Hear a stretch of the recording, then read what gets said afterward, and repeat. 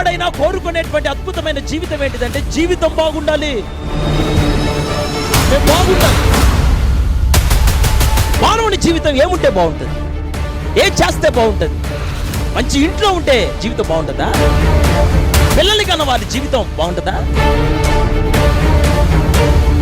ఇప్పటికీ సంతోషదాయకమైన జీవితం, దానికోసమే ఇంత ఖర్చు పెట్టాం, దానికోసమే ఇంత ప్రయాసపడతాం, దానికోసం మిమ్మల్ని అందరినీ ఇక్కడికి నడిపించాం.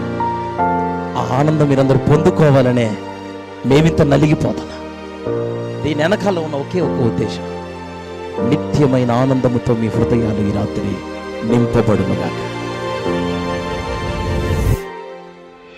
మీరు మీకోసం బ్రతికినంత వరకు, మీరు మీలాగా జీవించినంత వరకు, మీ విద్వేషాలు, మీ కోపాలు, మీ తొందరపాట్లు, మీ పాత రోత అలవాట్లు విడిచిపెట్టనంత వరకు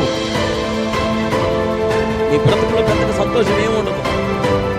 అన్ని ఒక రోజున విసుగుపడతాయి, అన్ని ఒక రోజున చిరాగ్గా మార్చబడతాయి. కానీ ఒక్కటి నిజం, దేవునిలో ఉన్నవాడు ఎల్లప్పుడూ ఆనందించే వ్యక్తిగా దేవుడు వారిని ఆశీర్వదిస్తాడు. వాక్యాన్ని నిర్లక్ష్యం చేసి మరలా అదే పాత జీవితం, మరే అదే పాత అలవాట్లు, అదే పాత సిద్ధాంతాలు, అదే పాత ఉద్దేశాలు కలిగి నువ్వు బ్రతకటం ఎంతవరకు నీ సమంజసం? How long?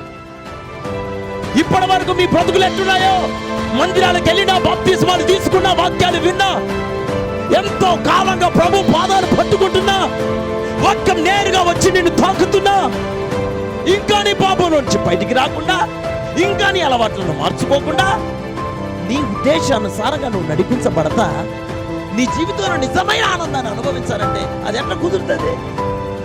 నీ జీవితాన్ని నువ్వు దిద్దుకోనంత వరకు నీ సమస్యలకి ఎట్ట ముగింపు పలుకుతావు?